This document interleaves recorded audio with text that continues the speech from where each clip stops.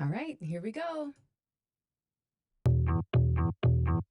We don't really know where the world is gonna go, but now everybody knows that you can't stop for too long. Got to keep The first step in generating wealth is to pay yourself first. but now everybody knows. Stay tuned, Stay protected. stay focused. Stay connected. There's a lot of different types of HELOC products that are now on the market, some of them geared towards velocity banking, and that's really good news. This is probably the largest asset you will ever have in your life. Right. Here's some direction and some instruction on how to leverage this vehicle so that you can help yourself, help your family, accomplish your goals. We're not educated that way. We use this strategy to pay off our home in 4 years. Validation of your retirement account says what you thought was a retirement account is no longer one. When I tell you, you're going to be shocked to learn. If you didn't come from a wealthy family, You can make sure a wealthy family comes from you. So it starts with pay yourself first today, starting today. right now. Put your money in somewhere secure. It's about the ability to not lose.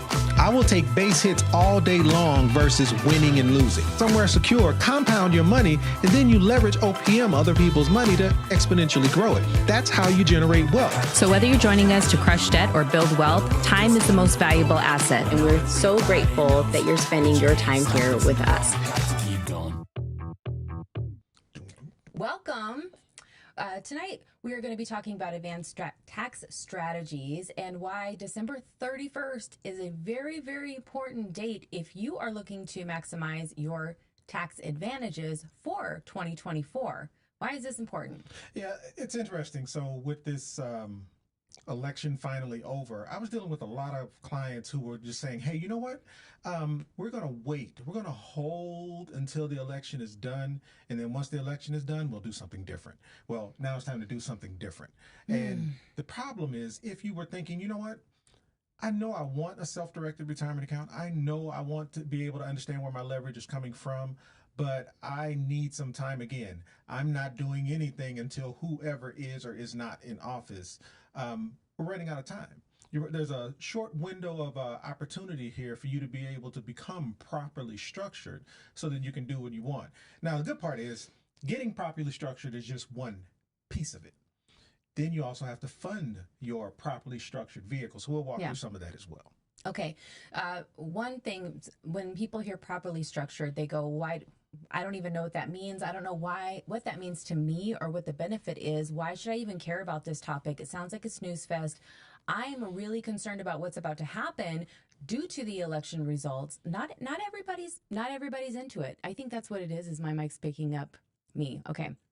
We got it, guys. I think we got it. Not everybody is feeling optimistic or feeling like strategizing is the mood for the rest of the year. Like, holidays are coming. This is already going to be hard enough. Some people are looking forward to what some of these changes could be because maybe they understand how they would apply to them, right? But there's a lot of people who are very fearful about what this could mean to the market, to the economy, and there's a lot of uncertainty out there. So that's really what we're going to drill down on is how can you benefit from anything that happens going forward, and how can you put yourself in a position where you remain resilient?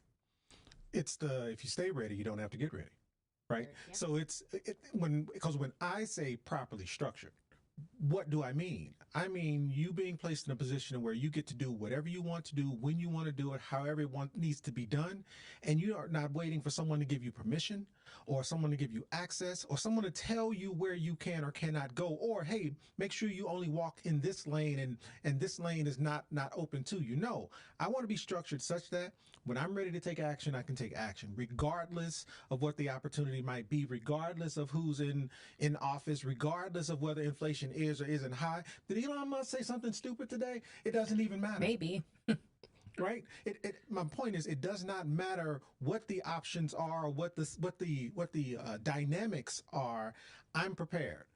And whether that's a self-directed IRA, a self-directed 401k, a first position home equity line of credit, a second position home equity line of credit, a properly structured IUL, a properly structured annuity. I'm borrowing from my 401k. What else is there? There's just so much. And how about this? These are our, I'll call it, variables as it relates to how to get to 10. There are some items that we don't even talk about on this channel that are also options. Can I leverage against my brokerage account portfolio to be able to take action when I want? We don't talk a whole lot about using business lines of credit, business lines, not personal lines of credit, but business lines of credit to be able to put yourself in a position to where you can create a spread or create arbitrage. There's so many other options and opportunities out there. The key is, where is my leverage located, and am I able to access all of it? Yeah. Well, if you're feeling like I'm not really sure what the move is for me, I'm not really sure what to do, then let's at least talk about what the uncertainty is, right? Where you can remain flexible and how you can learn to pivot. You can be in a position to pivot and take advantage of opportunities when they arrive, or protect yourself. So I hope the sound is better. I hope this solves the problem. We have spent the last, outside of traveling, anytime we've been here, we've been trying to address whatever this issue is, but it seems to be only when we're live and not. So all of that aside, please bear with us. We're trying to figure out what this is. If it's too distracting, we will switch and do something completely different and head to our last platform that we were streaming from, so that you guys don't have to sit through this, okay? All right, so we ready to rock and roll? Yeah. I'm ready to go. If you have any questions, please put a Q in front of your question. That way we can identify it. But outside of that, let's head over to the vibe board. 1, 2, 3, 4. The goal should be, where can I achieve exponential growth? Exponential growth. Let's just get into it. Let's just get into it. Oh, I'm still on here. Let me get out. Oh, it's me on both of them. Hold on a second. Golly. Here we are. All right. All right. So today we'll actually move pretty fast from the perspective of what we're talking about today. We've covered many times. Maybe not in this detail, maybe not some of the nuances that I'll walk through today, but this will hopefully won't be super new. It may be some pieces to this puzzle that maybe you weren't aware of originally. But the bottom line about today is, hey, where is my leverage located? And we're talking specifically about how can we maximize these tax benefits that we need to be able to take advantage of in 2024. And again, I am specifically talking to those individuals who decided to hold, who decided to wait until after the election. Because while we can debate whether or not you should or shouldn't, the moral of the story is it did. It happened. And so now, what are those actions you can take, and how do you take the best possible action to be able to benefit you and your family? So how do we maximize the tax benefits associated with having an IRA and or a 401k? Doesn't matter which one. Now, we're going to walk through some of the differences between the two, but the truth of the matter is, if you're looking to be able to invest in what you want, both of these vehicles can do it. It's all about how they're structured to be able to do so. And we've been talking a lot about dates, which is not something we traditionally do on this channel. But why is this so important? What is the time frame about? Well, we've got this fourth quarter, and specifically, we've got this, a month and a half left over before, which means during that month and a half, you have enough time to be able to create an IRA or create a 401k or maximize the contribution even to your company's retirement account. By December 31st is that date. So if you're looking to create a self-directed retirement account so that you can invest in what you want, you are running out of time. Now, the good part about that is that's just creating it. While having your company's retirement account, whether it's a 403B, a TSP, a government 457 plan, you cannot contribute for 2024 after December 31st. But that is not true as it relates to an IRA or 401k, specifically a self-directed or solo 401k or self-directed 401k. It is not the same for those, meaning you still have the tax period. And although we highlight September of 2025 here, actually it's either April of 2025 is the last time you can contribute, or September, depending upon when you, whether or not you file an extension. So the moral of the story is it's either here or here, but the bottom line is you're running out of time. And to be truthful, if I'm going to create a self-directed retirement account for you, that time frame, it takes me maybe 10 business days to be able to do so. So I'm going to call it even December 15th. Is that time frame that we want to make sure, or the date that we want to hit, as far as having an application in to be able to have your retirement account created prior to the end of 2024. And again, you've got about 4 months to be able to then contribute to that retirement account, or up to till September of 2025 to be able to make that full contribution. So you do have some time once it is created. And why? Why does that matter? What are you able to invest in? What are you able to do with it? Like, what is the point? What is the purpose? It is so that you can invest in what you want when you want. And again, it goes back to, if you stay ready, you don't have to get ready. And this is not an exhaustive list. This is just simply highlighting what some of those opportunities are. We were in California earlier this week, or this weekend, and we were walking through some of the strategies that I'm going to say allowed me to kind of help me understand where we could actually go with self-directed retirement accounts. And it was strategies around these pieces of this puzzle that I never even thought about. Like, there are things that you can purchase with your retirement dollars that, again, I hadn't even fathomed at the moment. So my point is, this is not an exhaustive list. There's a lot out there for you to be able to do. I'd say it's really more subject to your imagination. But bottom line is, we're talking water rights, real estate, land, REITs, subject tos, you name it, crypto. And because I know crypto is making a little bit of a push right now as well, you have a lot of opportunity to be able to invest in what you want, and also invest in other people, buy businesses. Now, the differences between these two products, IRA or 401k. An IRA stands for an individual retirement account, IRA. You can have one and your spouse can have one, but you cannot commingle funds. Whereas a 401k, and I guess the short of it, an IRA is just a glorified savings account. It's not much different than the savings account that you would get from anywhere. Whereas a 401k is an actual trust. It functions like a trust. It's in a separate section of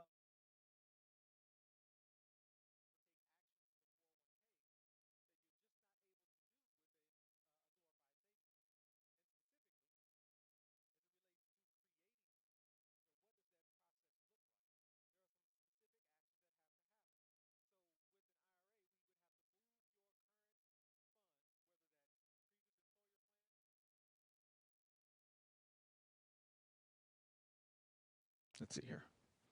Are you lost as well, or am I fine? I think you're good now. Okay. So when it comes to creating an IRA, we would have to move those funds from your previous employer plan, whether that's previous employer's IRA, previous employer 403B, TSP, or government 457 plan, or 401k, or it's an old IRA that you created years ago. Bottom line is, we would have to move that account from where it is into, or with, a new custodian, where we would create a new IRA, a new IRA for you, but the IRA itself isn't sufficient enough for you to have checkbook control over it. That IRA, we would have to create an LLC inside of the IRA, and it's that LLC and the EIN number of that LLC that would allow us to have allow us the opportunity to be able to create a checking account at whatever bank you would want, which would allow you to then transfer the funds from that IRA into the checking account of the LLC. Now you have checkbook control. But as I mentioned, 401ks are a little bit different. 401ks are trusts. Trusts have their own EIN number, which means you are not required to have an LLC in order to have a 401k. So we would do the same. We would move the funds from your previous custodian, whether we're talking previous employer or something that you have in an IRA that you already created, move that into a new self-directed 401k. It takes about 3 to 5 business days to create a self-directed 401k. But that EIN number of that 401k gives you the ability to have your own checking account. And once we open that checking account, you now have full checkbook control over all of these dollars. So again, the first one was, hey, an IRA requires a custodian. 401k does not require a custodian. But ultimately, what does that mean, though? That ultimately means, in addition, IRAs, the contribution limits are, I'm going to call it mediocre at best. With an IRA, the max you can contribute is around $7,000. With a 401k, it's significantly higher than that. I think the next slide kind of breaks it down. Yep, it does. So the contribution limits for an IRA compared to a 401k, we're talking $7,000 and $8,000 for an IRA, compared to $23,000 for a 401k. And then you've got the catch-up contribution. Catch-up contribution for an IRA is an additional $1,000. Catch-up contribution for 401k is $7,500. So you have that catch-up contribution, but in addition, with a 401k, you're able to provide a profit-sharing opportunity, meaning there's an additional, let's see, 20 to 25%. Oh, in my handwriting. 20 to 25% that you're able to contribute in addition to your normal contribution. And so that 20 to 25% up to $46,000 for 2024. So again, why are we talking about this today? It's because you're running out of time. If your objective is to have one of these products, and if you're looking to reduce your taxable income, because the sole point and purpose of this would be able to take extra funds that you have, you know, those funds that were sitting in that savings account because you were concerned as to what the election was or wasn't going to do. So those funds were sitting there waiting to be moved, ready to take action with. Now here's an opportunity to fund one of these accounts and fund it up to the max for you to be able to do what? Reduce your tax burden. To be able to reduce the amount of taxes that ultimately you would be spending if otherwise it didn't happen.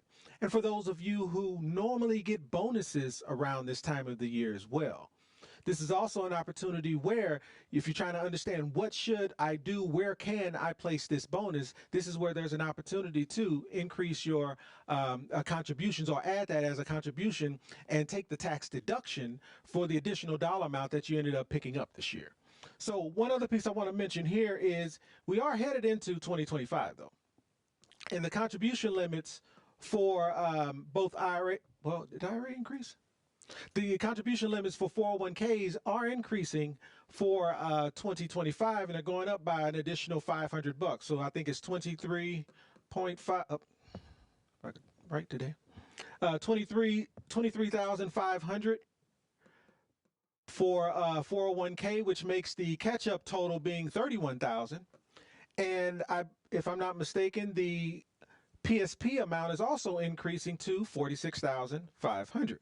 So my point is for 2025, the contribution limits are increasing, not increasing by much, but that does mean that there's more that you're able to contribute. Again, compared to an IRA, it's game changing. Compared to an IRA, the amount of tax benefits that you're able to take or tax deduction that you're able to reduce, taxes you're able to reduce as a result, pretty powerful. So contribution limits.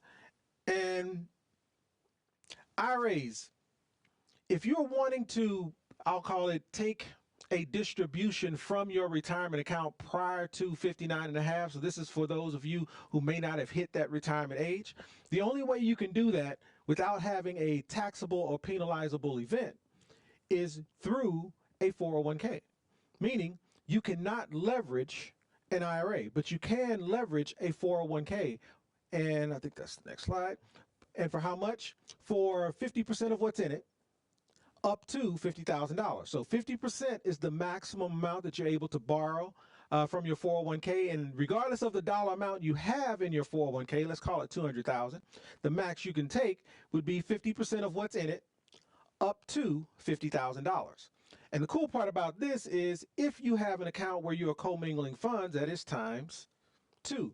Meaning if you and your spouse are part of this retirement account, this self-directed 401k, you both are able to leverage against it, borrow against it, to be able to be used for whatever you would like. And so that's an additional $100,000 that you're able to take compared to the 50. And this is just where it kind of starts over again. Again, IRAs, individual retirement account, IRA. Whereas a 401, which means you can have one, and so can your spouse. And the difference between an IRA and a 401k is a 401k is an actual trust. And if you, again, all trusts are able to have multiple members in that trust, which means you're able to commingle funds inside of your 401k compared to your individual retirement account. And what does that do for you? Well, if we're talking IRAs, again, you can have one, your spouse can have one. But what you cannot do is commingle them into the same or into one IRA itself. So what that ultimately means is cost. The impact is fees. And again, if we're talking custodians, what's a custodian? A custodian is just another name for bank. And what that ultimately means is, hey, if I have an IRA and it requires custodial support, my spouse has an IRA and it requires custodial support, that means that we are paying double the amount of fees associated with having that account. Well, how could we get out? How could we, I guess, overcome that fee structure? Well, you can do that by simply having a self-directed 401k and commingling all of those funds. So regardless of whether we're talking about that one IRA, it could be multiple IRAs, a 401k, even an old 403b, and some other retirement vehicles, and they could all live inside of the one self-directed 401k, which does what for you? It gives you a much larger pool to be able to pull and leverage from, to be able to, again, take action. Because the sole purpose of today is just to understand where your leverage is located and how you can access that leverage to be able to invest in what you want, and ultimately address two things. One, generate wealth, and the other is reduce any tax burden that you could possibly be incurring as a result. Meaning, if you're investing from here, that tax burden is either deferred or you're able to do it from a Roth perspective.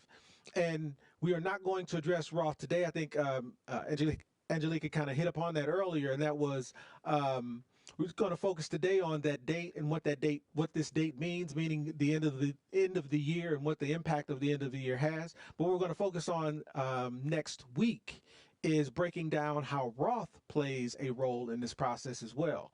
And the reason is because Roth is a condition of a dollar. So whether we're talking about an IRA or a 401k, it doesn't matter which, because Roth applies to both, if that makes sense. So in addition, UBIT. And this is one, it deserves probably its own live to break down UBIT, but high level, UBIT is simply a tax that is applied against your retirement account, and it's meant to level the playing field between you being able to use tax-free or tax-deferred dollars compared to not being able to use those tax-free or tax-deferred dollars. So again, UBIT applies to an IRA. UBIT does not apply to a 401k. But specifically, what does that mean? So really short example, simple example. You've got $100,000 in your Roth IRA. Again, $100,000 in your Roth IRA that you're investing from. You have checkbook control over those Roth IRA dollars, which means they are growing tax-free. But the problem is the opportunity that you're wanting to invest in, you need some support, you need some help. So you have to borrow $100,000 in order to bridge the gap between the dollar amount that you have in your IRA and the purchase price of the property that you're trying to purchase. So in this case, you've got $100,000 in your Roth IRA, you're borrowing $100,000 from some non-recourse lender, whether that's an institution or a person. As long as it's a non-recourse lender, that's all that matters. But you're borrowing that $100,000. And now you've got $200,000 to make that purchase of a business, purchase of a property, purchase of a self-storage facility, you name it, the opportunities are there. And then when you're ready to sell, you sell that property for, or that business for $300,000. So again, your $100,000 just made $100,000 in profit because again, you leveraged the dollar amount to bridge the gap. Well, in the midst of doing that, something happened. And again, from the IRS perspective, UBIT is designed to do what? It's designed to level the playing field. So the thought process is this: you use tax-free dollars and you borrowed or leveraged against those dollars, meaning you borrowed money from a bank, no different than what I can do as a normal individual, or what you could do as a normal individual. And UBIT comes along and says, that's not fair, because if it was just me using the funds out of my savings account, I would be hit with capital gains. But because this leverage was used inside of a Roth IRA, there's no taxable event. So a taxable event is created. Because 50% of the purchase price was used as leverage, UBIT comes along and taxes 50% of the profit. And this says 37%, but it's actually somewhere between 37 and 35%. My point is, even though you thought you did everything right, you've got a Roth IRA and you're investing using tax-free dollars. The moral of the story is, even having a Roth IRA, you can still be taxed if you're using leverage to be able to complete the actions that you're wanting to take. Whereas if you did the exact same process inside of a self-directed 401k, and this is a traditional self-directed 401k, meaning we're not using Roth dollars. We're not even using tax-free dollars in this opportunity. I'm just saying if you were using a traditional 401k and did the exact same actions, well, UBIT does not apply to a 401k. Now, if we were using a Roth 401k, it still wouldn't apply, which means you get double the benefit because you have the tax-free growth. But the key piece here is by just having a 401k, it's like getting a 35 to 37% increase in your profits. Again, just by being structured differently. And I work with a lot of people who have to have an IRA because in order to have a 401k, there are some conditions. And maybe you are one of those who have to have an IRA. There are ways to address these opportunities, meaning there's still a way, there's some actions that we can take to get rid of UBIT, but you have to be aware. Just simply being aware of what the impact would be is key because you can avoid having a 35, 37% tax when one isn't necessary. So what does it mean ultimately? When we're talking about UBIT, UBIT does not apply to real estate transactions done inside of a self-directed 401k. There are some examples that I could walk through where a 401k would still be impacted by UBIT.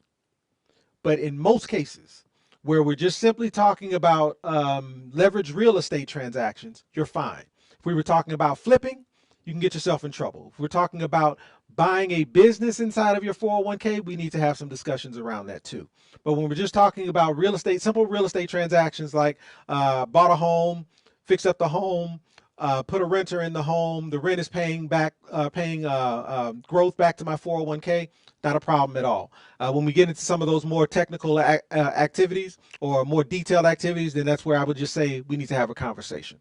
But again, just having a 401k is like getting a 35 to 37% increase in your profits by just having one. So it's pretty powerful. We do have some questions? Yeah, we do have some questions. So you tell me, is this a good time for it, or meaning is it related to what I'm saying, or do you want me to continue? It's kind of up to you. I can answer now or answer later. Yeah, we do have. So I want to bring them up before I lose them because I'm trying to do 40 other things. Sorry, guys. I hope that the oh, here we go. I hope that the audio is better. Let me know. Okay, we've got some, if we could put a cue, let's see, helps me to identify them. Okay, Javier says, let me add it here. Does this work with my previous TRS? Can I move that over? So I heard you use the word previous. So previous implies previous employer no longer with them, which means, yes, you have control over those dollars to be able to move them wherever you would like. So short answer to your question without knowing all of the information, yes, you can move a previous employer plan from where it is into a new self-directed retirement account to be able to leverage and use however you would like. So short answer to that question, it would be yes. Any others? Yes. It seems like they can hear something we can't hear. So we'll try to figure this out before next time, guys. Thank you so much for being patient with us and hanging in here. Okay, I don't know if this is a question for you or for the chat, but I know that depends on the situation, but would you prefer the Roth self-directed 401k or traditional self-directed 401k? What aligns better with your teachings and the rest of our ecosystem over here? Self-directed fam. Absolutely. And so I talk heavily about we should all be striving to be in a Roth environment, meaning the less taxes you're paying to the government, the better, right? So we should all be striving to live in a Roth environment, but that doesn't necessarily mean it has to happen tomorrow. Usually conversations like this start out with what's the goal? And let's say, I'll just make up some information. Let's say you're 45 years of age. So your retirement age is roughly 15 years away. So you've got a little bit of time, but you're just trying to understand, hey, I've got this $250,000 from this old TRS plan from a previous employer, and I'm looking to take some action outside of the market to be able to grow it. I want to convert it all to Roth, But currently it's sitting here traditional, which means by the time I hit 60, I'm going to be taxed on all of this and its growth. So what can I do? Well, I would do the math. Okay, 250,000 divided by 15 years, and whatever that number is, to me, that's the amount that you would want to start to convert every year. And that's the traditional approach as to how we kind of articulate what should happen. But here's the truth. There are some other actions that we can take that can move this along even faster. But the moral of the story is it really starts with what's the goal. And based on your goal, we will, I think the easiest thing to do is the game plan around what the right situation for you would be. Because maybe this is the best period in your life where you're making the least amount. So if you're going to take a tax hit, the best thing to do is take majority of that tax hit in 2024. So that in 2025, the growth on this dollar amount is growing tax-free. So you will make back everything you paid in taxes today. Or again, we spread that tax liability across multiple years. But to just flat out answer your question, we should all be wanting to live in a Roth environment. We should all be focused on paying as little taxes as possible and building as much wealth as possible and using our leverage to do so. So long way to get there, but I got there. Yeah, he has another question. It says, can we open a self-directed 401k with non-qualified funds or even with money from a business line of credit? So can you open a self-directed 401k? Opening a self-directed 401k and funding a self-directed 401k, contributing to a self-directed 401k or any retirement account is a little bit different. Can you use personal funds to open a self-directed retirement account? Absolutely. As a matter of fact, creating a self-directed retirement account is a tax, what's the word? Is a tax deductible charge, meaning here's how most people do it. Let's say you were opening a self-directed 401k. What's that cost? That cost is a $1,550 all-in cost. Most people that I work with will pay that cost by credit card, personal credit card, business line of credit, you name it, doesn't matter. That $1,550 is normally paid by some form of a credit card. And then what happens is once that 401k is created and they've transferred the previous employer plan into the new 401k, as I mentioned a few slides ago, you're able to borrow against that 401k. So most will borrow that cost of the 401k from themselves to pay off the credit card. So, okay, now the credit card is paid off. But now you just borrow $1,550 from yourself, $1,550 from yourself, and you now have to pay that back. Well, at the end of the year, it's a tax deduction as well. So you take the tax deduction for the cost that you borrowed, and now you get to pay back the money that you loaned yourself through the tax return. So it's a way to, one, double dip, and two, make this a zero gain or zero cost impact to you. So yeah, hopefully that answers that. Okay. I think some of the other questions can come right after you're done with this next section. So, okay, cool. And so we've got, I think there's only one or two maybe slides left. Well, not one or two slides, one or two subjects left to kind of talk through. So please, as she mentioned, please don't forget to put a Q behind your questions for those questions that you want answered. And we can absolutely jump into Ask Me Anything after this as well. But bottom line is an IRA requires an LLC, whereas a 401k has its own EIN number, which is what gives it its strength. But when we're talking about, again, I just want to revisit this. When we're talking about creating a retirement account, what do I mean when I say the IRA requires an LLC? What I am saying is the custodian that is holding that IRA, they're treating it as though it's it's a glorified savings account, meaning the most you can do is maybe invest in the mutual fund stocks and bonds that custodian offers. But as far as being able to take those funds and buy real estate, this custodian is not equipped to be able to do so. So what ends up happening is your IRA has to create an LLC. The LLC lives inside, is owned by the IRA. You are the owner of the IRA. You are the manager of this LLC, and the EIN number is what we use. The EIN number from this LLC is what we use to create this checking account. Whereas again, a 401k, a totally different tax code. And as a result, a 401k functions as a trust. And because it functions as a trust, it comes equipped with its own EIN number. So when we move funds from a previous employer into that new 401k, we take the EIN number of that 401k, open a checking account, and so now you have checkbook control over those retirement dollars.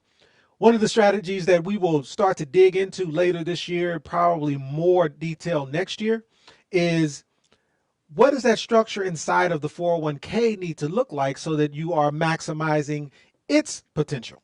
Meaning, just using the EIN number of the 401k to buy real estate, you can do it. But if anyone out there has ever done it, you know it's a lot of times it's a challenge to educate title companies and mortgage companies around how you're able to use a retirement account to be able to buy property. So a lot of times, just to make the process easier, you want your 401k to create an LLC inside of it. And again, very similar to this structure, you are now transitioning funds from the IRA into the checking account of the LLC. You kind of want to create a similar structure with a twist, though. And we'll dig into some of that later on. But my point is, your 401k has its own EIN number, which gives you checkbook control over those dollars to be able to invest in what you want. And this is one that we don't traditionally talk about a lot, and that is income limitations related to IRAs compared to a 401k. IRAs, if you make too much money, you cannot contribute $7,000 or $8,000 a year. But specifically, how much is that? And this is just our friend Google, and that is for a Roth IRA for single filers. If you make more than $146,000 a year, you cannot contribute. You will not be allowed to contribute that $6,000 or that $7,000 or $8,000 into your IRA. Whereas with a 401k, there are no income limitations on how much you can make in order for you to be able to make that contribution. And again, if you're married filing jointly, the number's a bit higher, 230 to 240,000. My point here is there's a limitation. Like regardless of what the dollar amount is, regardless of what the number is, there's a limitation on you being able to simply contribute $7,000, which is still kind of weird to me. Whereas with a 401k, make as much as you want or make as little as you want, and you're able to contribute the max if you're wanting to be able to do so. So we've hit on just about everything with the exception of this section here, and that is prohibited transactions. And I want to clean up something here. About maybe 3 weeks ago, we did a live around what happens if because this is that season of the year where people tend to get laid off, because companies tend to try to get themselves back in black before the end of the year, back in the black before the end of the year. And so they start laying people off because they can then reset their budget for the following year, and then they'll start hiring people back. But my point is, we walked through that and we talked a lot about prohibited transactions and how those prohibited transactions can invalidate your IRA. Meaning, if you participate in a prohibited transaction in an IRA, you no longer have an IRA. And I think the slide stated with a prohibited transaction inside of a 401k, I think I put here not impacted. And that is not true.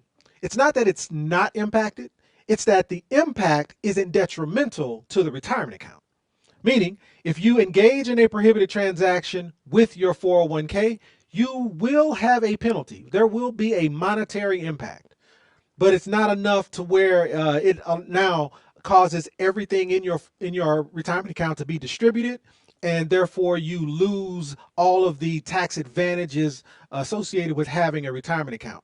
But specifically, let's talk about what those prohibited transactions are. And for years, I have been communicating this as two separate things, meaning there are some things you cannot invest in, and we need to be aware of disqualified persons. I've been communicating it as two separate actions or two separate rules that you need to be aware of. But the truth is, both of these pertain to prohibited transactions, meaning if you, your spouse, your grandparents and parents, your kids and grandkids, and any of their spouses engage in a prohibited transaction, it will invalidate your retirement account. meaning you will lose not just the tax advantages, it will become fully distributed, and you will owe taxes on everything and lose the credit worthiness and protection that you also have with retirement accounts. And the other prohibited transaction is your IRA itself can't buy life insurance, cannot buy S Corp shares, and cannot buy collectibles, not to be confused with precious metals. My point is, if any of this happens inside of your retirement account, it will invalidate your IRA.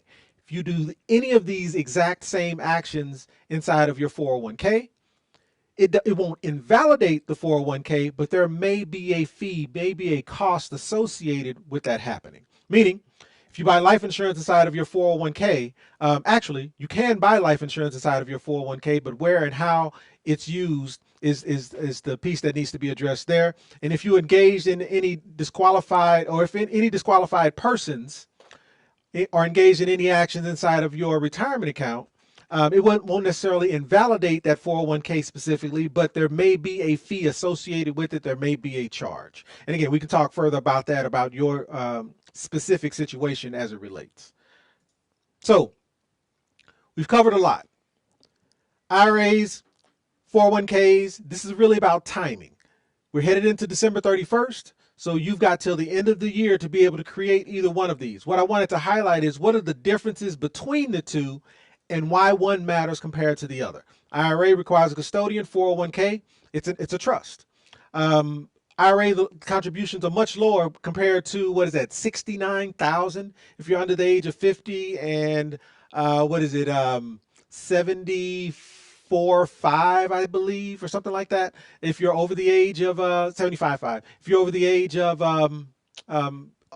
50. And then leverage. You cannot leverage an IRA, but you can absolutely leverage against the 401k, borrow for 50% of what's in it. IRA, one plan per person. 401k, one for you and your spouse. 401k, you and your spouse can commingle funds, which gives you a much larger pool to be able to pull from. UBIT, again, we talked about it. UBIT applies, UBIT does not apply inside of a 401k. IRAs require an LLC in order for you to have that checkable control that you want, whereas a 401k, it's a trust. Again, it's a trust, so therefore an LLC is not required. But from a structure perspective, there's an opportunity as to where you might want one anyway. Income limitations on an IRA, and then these prohibited transactions. The prohibited transactions are so important because a lot of times people assume that I can take actions because it's not impacting anyone, or I am using I have checkbook control over my IRA dollars so I can invest in what I want. But the minute you engage a disqualified person, or the minute you engage in a prohibited transaction, you can potentially lose everything that you've worked hard for and its tax advantages. So pretty important. I think that's it, sweetheart. Yep. We are all done. So before I leave the board, any questions we want to talk through? Go ahead, sweetheart. I would not know. So if you guys have questions, please re-put them in the chat, because I'm so lost at this point trying to troubleshoot all of these issues. Okay. So ultimately, again, what was the purpose and or point for today? It was about, there's a time frame, there's this window of opportunity, and I'm speaking specifically to those who said, you know what I'm going to do? I'm going to wait. There's opportunities that I want to take advantage of. There's investment actions I want to do before the end of the year. I want to reduce my taxable income, so I want to contribute the max, but I have no idea what's going on with this election, and so I, out of fear or comfort, you decide I'm going to hold back these dollars before I take these actions. And the whole point and purpose for today is just to share with you, it is now time to take that action because we are running out of time. And specifically, we have till December 31st to create your self-directed retirement account, whether it's an IRA or 401k. But that doesn't mean it has to be funded. It doesn't mean that the dollar amount has to be contributed to it by the end of the year. So it's getting the structure in place, being ready so that you don't have to ask permission to be able to take action when you are ready. And again, for those of you who've got the bonuses, or it's that end of the year where you're looking to be able to hide more funds so you can pay less in taxes, now is the time to take that action by December 31st. But I'm going to throw out there December 15th if you're looking to take action with me, at least by December 15th, so that we can properly get your retirement accounts structured correctly and in place before the end of the year. I need about 10 business days to do so. So that's the reason I'm laying out there December 15th. And then lastly, to fund it, you don't have to wait till December 15th to fund it. I mean, you're not impacted by that December 15th date to be able to fund that retirement account that you create. You actually have till April 15th in most cases. But for those of us, again, like me, who like to file that extension to make sure we're taking advantage of all of the potential opportunity to reduce our taxes as much as possible, you have until September 15th. Most people would say, well, why isn't it October 15th? Well, it's because by September 15th is when you have to have your business tax returns done, whereas October 15th are your personal. So that's the reason I say September 15th as opposed to October 15th, if anyone was wondering. So, Okay, we did find one more question. So Okay. it's Franklin wants to know how many job fields need a CPA?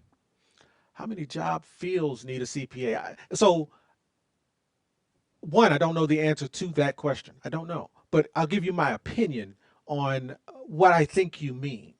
Um, I think there are different stages in our growth as investors where a CPA becomes very, very important. Is it important if I just have my W-2 job and I've got my company's retirement account and I am fine executing on the things that I want to take action on given that structure? I think as you become properly structured with these vehicles that we talk about, and you add more of these opportunities to be able to use your leverage to invest in what you want, things become a bit more complicated. And here's the truth about your CPA or any CPA. A lot of them don't understand the strategies that we talk about on this channel, specifically how to effectively use an IRA or 401k to be able to generate and build wealth. So they're about protecting you and making sure that they're following the guidelines set before them as it relates to the IRS. But does that mean they know all of the twists and turns and options available to you to maximize the performance of these vehicles? Not necessarily. So my point, as your investment growth happens and you find yourself identifying other areas of opportunity for leverage to be able to invest in other things, I think it broadens the possibility of mistakes happening. So you want to engage your CPA in these actions that you're wanting to take. Just understand that you may be stepping in a space that your current CPA won't necessarily know how to walk you through. And so that's where you would want to engage someone like me so we can get you with the proper either tax attorney or CPA so that we can educate either the CPA you have or maybe you need to transition to another. So I think it's just as you're moving along in your investment journey, that should determine what that level of support you might need, whether it's a CPA or a tax attorney. So, Okay, why don't you come back over here so we can turn that mic off? all right, let's do it. All right.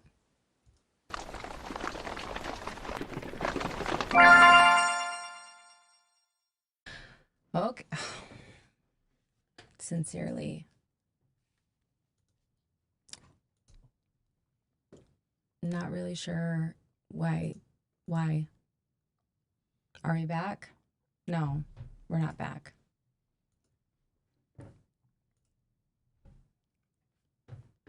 Like, if this isn't where we're breaking up at this point with all of this, I'm so sorry, guys, that we're experiencing this. You guys have been so kind to hang in here with us.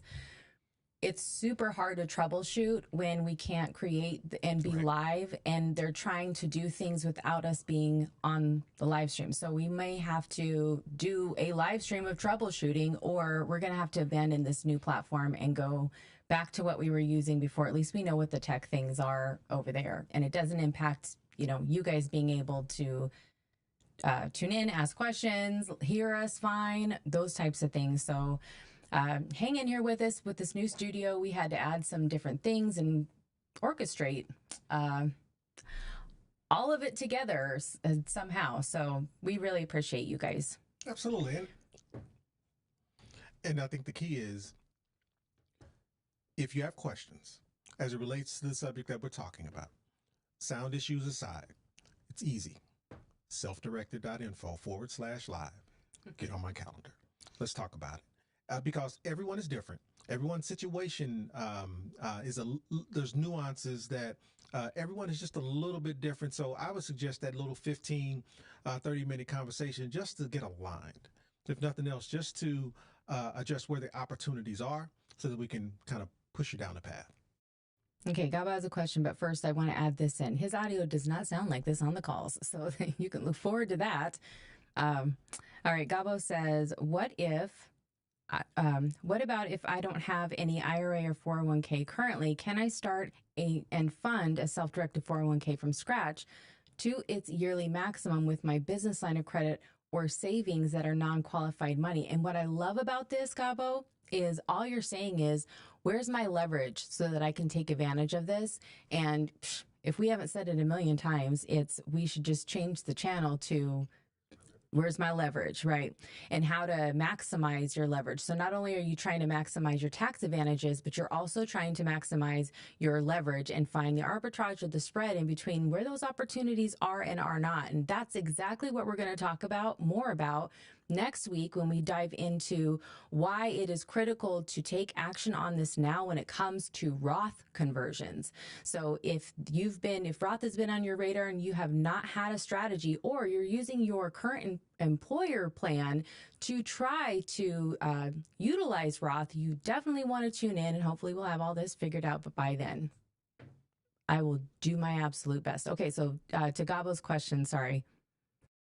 So I guess the short answer to that question is yes, but let's kind of peel it back a little bit.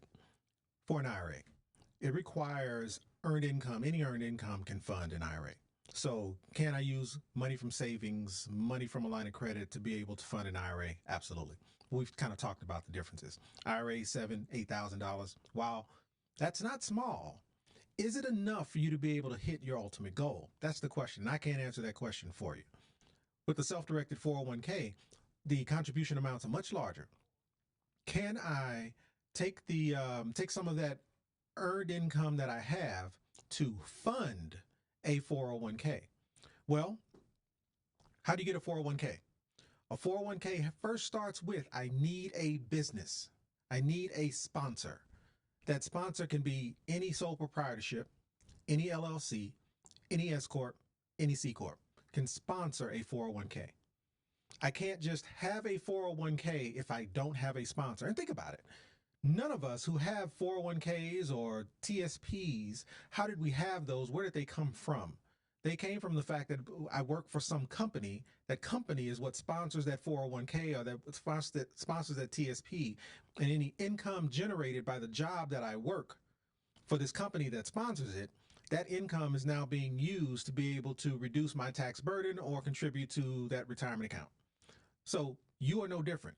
If you wanted a self-directed 401k, there needs to be some type of business income available. But what if I don't have enough, or what if I have a business, but that business isn't generating income today? Right. Like right now. Yeah. Like, I get it. Donnell, you've told me there's some actions that I need to take and I'm running out of time. Can I take those actions to get structured properly? 100%. The fact that you may not have sponsored income coming from the sponsor to be able to contribute, that's okay. Why? Because 401ks are pretty dynamic. And again, they function as trusts. So if you're wanting to be able to contribute and you don't have the cash, which we covered a few weeks ago, if you don't have the cash, you're actually able to contribute a promissory note. You're able to contribute assets. Now, no loans on the asset, no debt on the assets. But the bottom line is you can contribute assets. Wait, we need to pause on this because I think people sleep on this when they think, why would I want to contribute an asset? If you've asked yourself, how come the ultra rich pay nothing in taxes? How is it that people have $500 million in a Roth account? How did they get all that money in there if the contribution limits were only this amount, right? How are people doing this? If you have asked yourself that question, they take advantage of systems like this. They take advantage of opportunities like this, and they understand not only how to contribute these assets, different types of assets, into these plans, they also understand how to move within them. This right here, This is the part that people have been sleeping on. We just spent the last 2-3 days learning even more elevated tax strategies in regards to this. And the second that they started peeling these layers back, I mean, we probably went like 200 levels deep. I don't know. It was a lot. The second that they started unveiling this, I went, this is how BlackRock and all of these companies that are swallowing cities whole, they are swallowing up real estate left and right. This is how they're doing it. And this is how they're doing it tax-free. This is how they're stacking wins on wins on wins, and how it is becoming extremely hard to compete with the market. And they don't care. They don't care what the market's doing at this point. It doesn't matter. They are winning regardless. We have to put ourselves in a position where we can at least get in, where we can protect our families, where we can have as a safeguard for our future. And we are not at the mercy of these people who just know more. They just know what we don't. That's it. So if you are looking for how can I take advantage of this, take inventory of your leverage, right? Of your assets, and then get on the phone. Get on the phone and ask him, what can I do with this? Is this something that I can structure and leverage a self-directed account in order to be able to do? Can they do that? Sorry. Of course they can. Yeah. And here's the thing. Today I was comparing an IRA to a 401k. I wasn't doing that because a 401k compares to an IRA. It actually doesn't. It's not. It's in a totally different league. IRAs, I would call it minor leagues, and I would say the 401k is even beyond the majors. Like, it's on a whole nother plane. But what have we been conditioned to believe? If I was to ask, what's the number one retirement vehicle you guys are aware of? What have you been conditioned to believe is the number one retirement vehicle? Where should everyone be putting their money? In an IRA. Everyone talks about an IRA. I mean, after all, it's called an individual retirement account. Nothing about a 401k says that, right? And most employers only talk about a 401k. They don't talk or offer an IRA, right? And it's specifically a Roth IRA. So not just an IRA, it's the ability to build tax-free wealth inside of a Roth IRA. So that's usually, again, if you were to just Google it, you will find that there are hundreds of companies, if not thousands of companies, that offer Roth IRAs. But That's hilarious. What? Oh, yeah. He said, I'm trying to become Mr. Leverage. And that needs to be a shirt. It really does. But with a 401k, 401ks are just on a different plane, meaning they function as trusts. And because 401ks are trusts, there are actions that you can take with the 401k that you can't even fathom with an IRA. For instance, just high level. Let's say you have an asset. Again, an asset you purchased out of pocket, whether it's a rental property, self-storage facility, whatever it is, you purchased it out with your own funds. You worked hard to be able to create it. Most people go a lifetime wishing that they could take that asset and get it into their retirement account, because they know the minute their family sells that property, they're going to get hit with capital gains. Like, there's all sorts of turmoil that's going to happen related to this asset. What if I told you there's a pretty easy way to move that asset into a 401k, into a Roth side of a 401k, pretty clean? And again, this is what billionaires, trillionaires have been doing since forever, that we just weren't aware. But where does all of this start? The key piece for today is you have to build a home on a foundation. The foundation for all of these things is that self-directed retirement account, whether it starts with an IRA or you're able to graduate to the self-directed 401k. It all starts with that foundation. Once you have that foundation, then we can build on that. Then we can take this thing to another level to allow you to get all of your assets into Roth form so that they're growing tax-free, so that you're not burdened by whatever the tax rate might be, whoever the president might be, when the election day was, none of that will matter. But it has to start somewhere, and it starts with that foundation of a self-directed retirement account. Oh, well, it's a lot. And it doesn't seem like it's, for some people, they are looking for, well, I can't, we even heard it this weekend. People who are saying, I can't listen to all of this and then try to figure out how to implement it. I need someone who can help me implement it, who knows the steps, and I just understand the direction that we're going. I just know what we're trying to achieve and what the benefit is to me, right? Does anybody else feel that way when they're listening to this stuff? Like, I want the tax advantages. I want to be able to improve my situation. Who doesn't want to pay less in taxes? Who wouldn't want to reduce their taxable income? Who wouldn't want to shelter assets so that you aren't susceptible to some of these penalties, capital gains, those types of things that the majority of people are worried about? The majority of people are having to vote on a person who can make or impact, right? Or they think they are going to impact any kind of a penalty and reduce the impact to them and their financial security, right? Okay. But if you have, we're muting and unmuting because of this audio issue. If you have the confidence to know that I'm learning this stuff, I can do it for myself. Now you can read a bill and you understand how that would or wouldn't apply to you, right? Now maybe you're making better, stronger, more confident, informed decisions about how you think something is going to impact you. And you know, that doesn't impact me at all, right? So, contributing to our self-directed 401k, I hadn't consecutively been doing that because that wasn't the purpose of getting it. Purpose for getting the self-directed 401k was I had these previous employer plans that I wanted to put to work. My point is, it's about the foundation.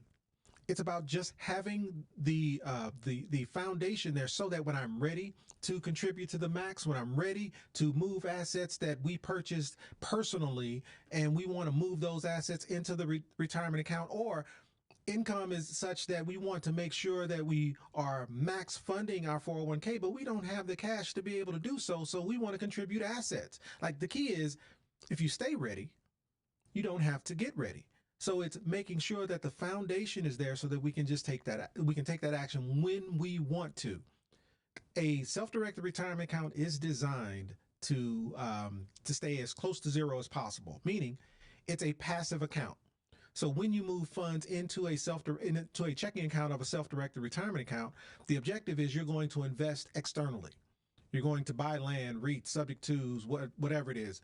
And so what that means is, as money starts coming back into that account, you want to quickly move it into a place, whether that's a qualified account that functions as a high yield savings account even. You want to make sure it's in a place where it's still continuing to grow as those investments return. But my point is, just getting one created doesn't mean you now have to have millions of dollars to be able to put in it. No, it's about getting structured properly so that you can take action when you're ready. I would argue that it's not the plan to put millions of dollars in it. It's the plan to grow millions of dollars in it. That's what I would think it should be the goal. And if you don't know what your goal is, right? If you don't know where you're going, any road will take you anywhere. And you just have to figure out where you're going to land versus knowing exactly where you're going. And we talk about that a lot here. And we thank everyone who has trusted us to help them in their journey. We've seen people do amazing things, but wait until you start to move forward into these advanced strategies. For some of you, you have maybe these accounts already. You're thinking, well, I think I'm set up. I have an IRA, right? I think I'm set up. I've got my employer 401k. I don't really want to leave the money to the casino, to the market. I have no idea what's about to happen, and I wouldn't want to lose more money in there if something unfavorable was to happen to me. And that's kind of the point, is putting yourself in a position where if you take it out right now, where is it going? It's not just going back into your account. That's not the way that they're managing your funds, right? That's not how, those aren't your options with an employer-based account. And so there are many different reasons, protection being one of them. Being able to strategize for advanced tax privileges. I'm going to call it a privilege. We have privileges, others don't, because we are structured in this way, right? Like it. financial privileges. And so protection, we said being able to do things that your employer-based account can't. And then being able to put money in there past the date. So you have the expanded contribution window. And this helps people who haven't been able to take advantage of it. Maybe you didn't budget accordingly. Maybe you didn't see this opportunity before, but you're like, you know what? Now that I know I have access to it anytime I want, I'm not making it susceptible to the market conditions. Now I would do that, and I would take the tax advantages of doing that upfront with a self-directed account. And I think the piece that I want to make sure is clear, because you bring up a very, very good point. Why do these dates matter? Again, getting structured is the first step. As you move into 2025 and your CPA goes, hey, Donnell, you need to go buy something for another 50 grand or 35 grand because, hey, you got a heck of a tax bill coming. Or is there an opportunity to increase your contribution or make a contribution into your self-directed retirement account to be able to reduce your tax burden? And you don't learn this until February, when you decide that you're going to now start working on your taxes for the prior year. If you weren't structured properly, you're kind of SOL at that point. Versus, hey, I've got this vehicle ready and waiting to be able to take action when the time is right. And when I learn in February, when I'm preparing my taxes for April, you know what, I need to go ahead and do this extension because I am not quite prepared to make sure I can make the investment that I need to reduce the tax burden for what 2024 was going to be. Now I have the vehicle that allows me to be able to do that and take action when I'm ready, versus I'm being forced to take action or placed in a position where I can't take action at all. Yeah, and that's really good. It's a strong option for people who, I'm going to remove this for now, for people who might have made more money this year than they had anticipated. Now, what do you do if you are unsure because you weren't prepared in the same way? That's a good problem to have, but it's also for some people a scary problem to have, because you just know, now I have to pay more in taxes. And if you didn't budget for that, or you are afraid of what that means, knowing that there could have been other strategies implemented. Again, not every CPA is versed in these matters, and sometimes they get really crunched around those timeframes, and they're not looking to be creative with things here. They're looking to be efficient and correct, right? So that's where it's important for you. It's the whole point of self-directed, is that you have control, right? And you're taking control to be able to help and assist, navigate what that looks like and be in the position, because they can't get you ready. You got to be ready for them to help you in this way. Veronica has a question, and I do like this question because I think a lot of people are confused of what you can and can't do inside of your business that's tied to the self-directed 401k. Yep, so I'll read it. Can a vehicle from the business be added to the self-directed 401k as an asset? This is a wonderful question because you're absolutely right. When you're laying out the rules are so high level that you question whether or not can this specific thing be done? And the best thing that you can do is ask, because you don't know if you don't ask. And so as it relates to a vehicle, and I use the term vehicle a lot, and I know in my case, I am using the term vehicle as this process that you're able to take advantage of. And I believe what you're saying vehicle is a driving vehicle. Can I put my car in my 401k? And here's the problem with that. Can your 401k buy a business or have a business in it? Yes. And if that business has assets like vehicles or a brick and mortar building, can your 401k have those things? Yes. But if I'm not mistaken, you said can a vehicle from the business, meaning I'm assuming it's a vehicle that you may be driving, that you may have access to and are using. That's where that prohibited transaction piece comes into play, because you are a disqualified person. Let's say you hired a 1099 employee for your business, and you provided that 1099 employee with a vehicle to get from point A to point B to be able to execute whatever the business was the 401k owned. Not a problem. because that 1099 employee is not a disqualified person. But if you are talking about you yourself using it because you are a disqualified person, in an IRA, that would invalidate the IRA. In a 401k, then you would be penalized for whatever that would be. And I think I learned the math on what that penalty would be, but it still varies from person to person because it just depends on a whole lot of other factors. So, Oh, my bad. fine. I'm just saying, hopefully that helped. That's all. We're having to take turns over here. Sharing is caring, right? Does feel like double dutch. The depreciating part is what I really wanted to touch on. You want the depreciation for your business, right?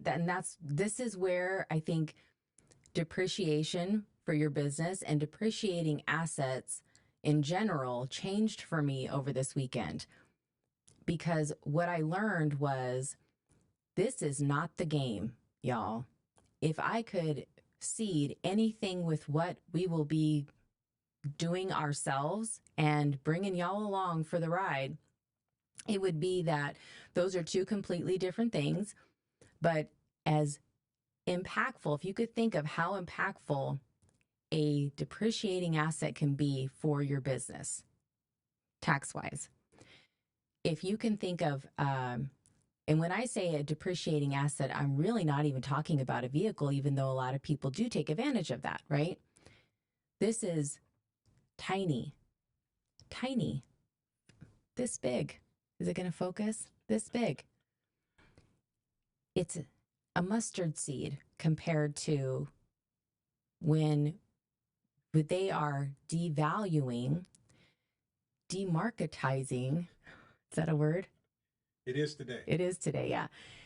The concept of why an asset depreciates, and if you understand that concept, then you have to believe that there has been a way this entire time that you can not only devalue an asset, and here's my analogy that I used when I was raising my hand asking questions during this conference that we were at.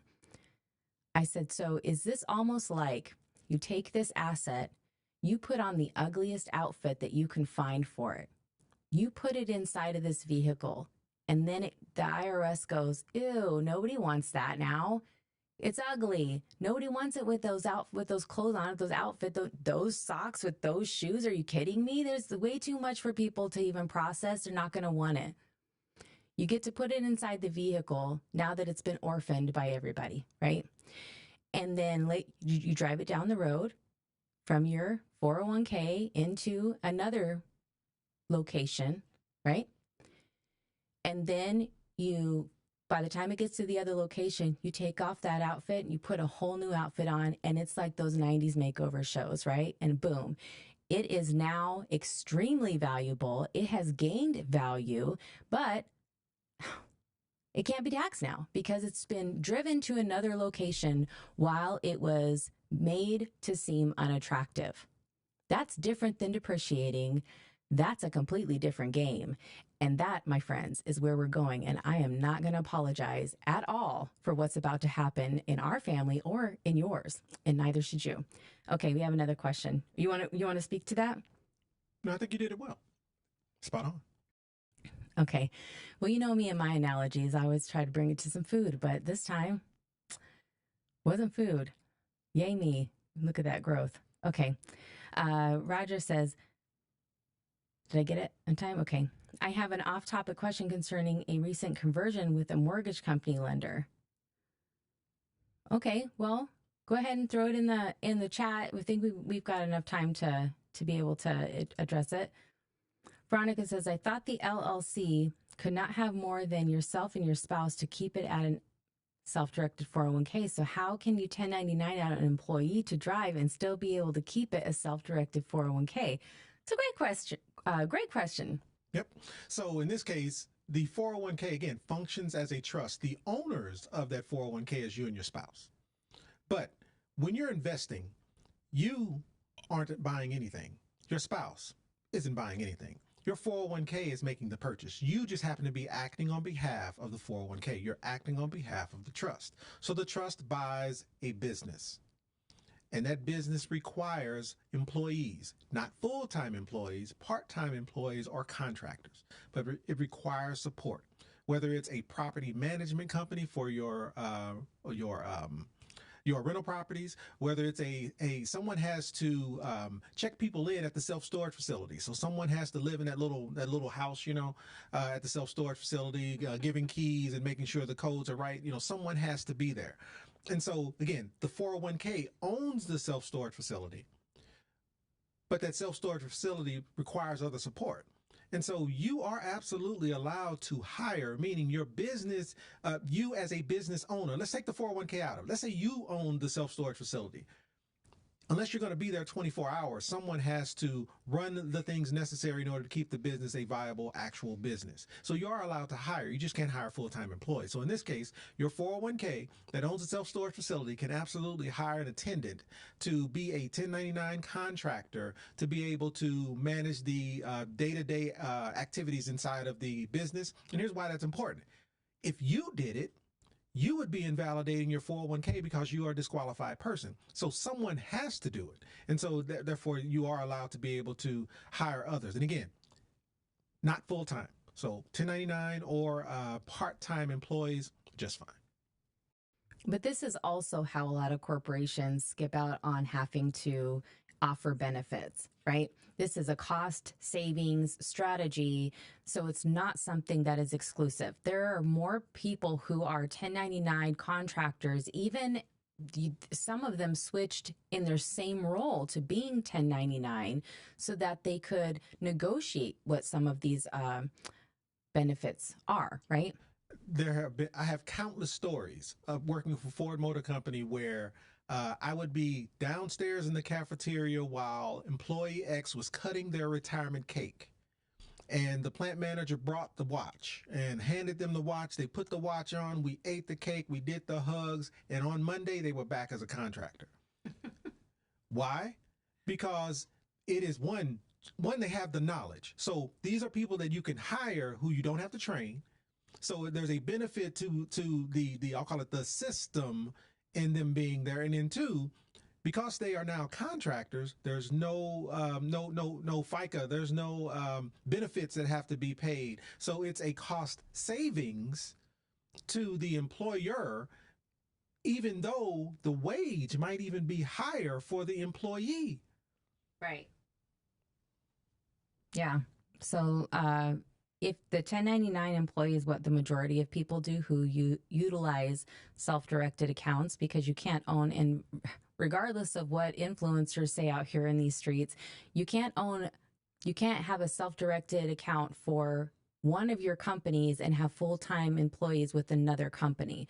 So it is a lifestyle. It is a strategy that you have to pay attention to, because the last thing you'd want to do is move down this line and you don't learn that you've made a mistake like this until the IRS says, oop, look at us winning, because you're about to pay us a whole ton more because you violated these rules. And the last thing that you can do is say, oh, you know what? I think the last thing that you would say to them is, well, I learned it from Instagram or TikTok or something, right? What you can do, we have a live stream on how to invalidate your IRA on accident or on purpose, regardless of what you're doing. If you look there, it's only like a few weeks ago. If you look in our live stream tab, you can see that the invalidation of an IRA, in there are a ton of QR codes to go straight to the IRS code where you can verify what it is that we're saying and what we're doing. Oh, good times. Okay, let me go try to fix it.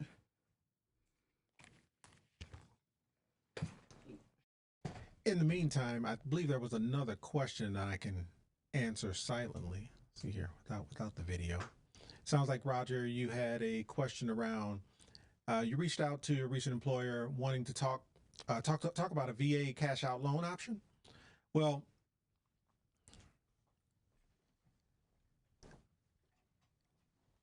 the piece that I would want to make sure is clear here is the rules associated, because I am a huge fan of consolidation loans. but sometimes the criteria around those consolidation loans can be restricting. So my question is not just what's the interest rate, not just what are the terms, but what can you do with these funds during that period? Like once you use them, is it a one-time use? Like what? So I think there's some more detail that I would want to talk through. I think the short of it is, how about you jump on my calendar and we could just talk through what the opportunity would be so I could learn a little bit more.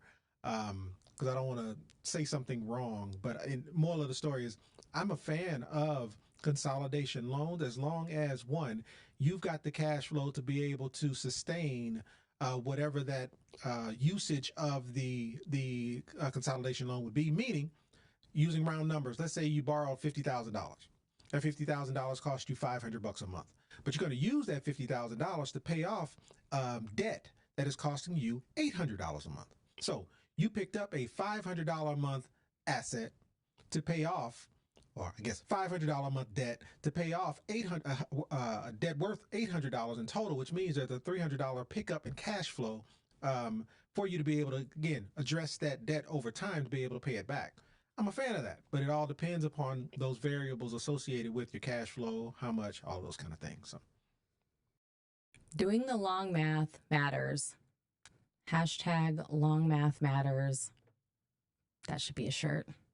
I don't know if you guys want it. We'll put it in the shop. All right. I think we've had enough tech issues for today. I'm about to break up with this whole situation, so we'll figure this out from next time. Thank you for those who stuck in here with us for the audio issues, the camera issues, whatever other issues, the tech gremlins.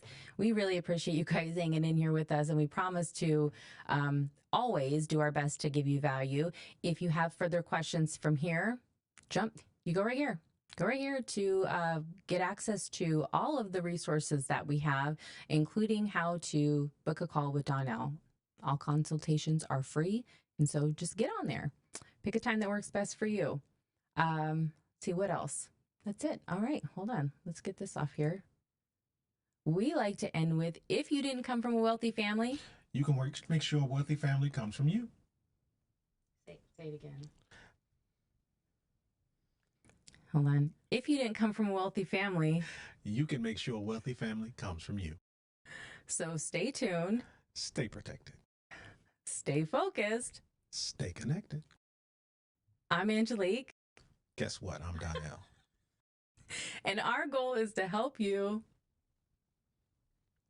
get self-directed. And to do that, we have a ton of free resources. Thank you guys so much for hanging in here with us. We'll be here back on Sunday.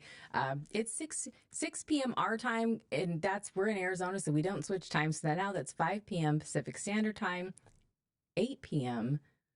Eastern Standard Time, and all the standard times in between. Thank you guys so much for hanging in here with us. We really appreciate your time. Time is the most valuable asset that we have, and we thank you for spending your time here with us. Have a good night. Hey, before you go, we want to remind you that becoming fully self-directed means gaining complete control over your wealth, time, and freedom. It's not just an idea. It's a framework, a mindset, and the power to make informed decisions to secure your future. Being here means you're taking those steps, and we want to thank you for allowing us to guide you. We believe that we grow farther and faster when we grow together. So tune in next time and tell a friend to tell a friend. We've helped thousands of people just like you start their journey to financial freedom. And if they can do it, you can too. And if you're ready to learn more, we got you. Get a head start by grabbing these 2 free books. But how do they get them, Donnell? Head over to my website where you'll have access to a few things. A ton of free resources, case studies, and over 100 5-star reviews from people just like you. And in 15 minutes, we can explore what's possible for you. So don't wait. Invest in what you want, when you want. But first, let us help you get self-directed.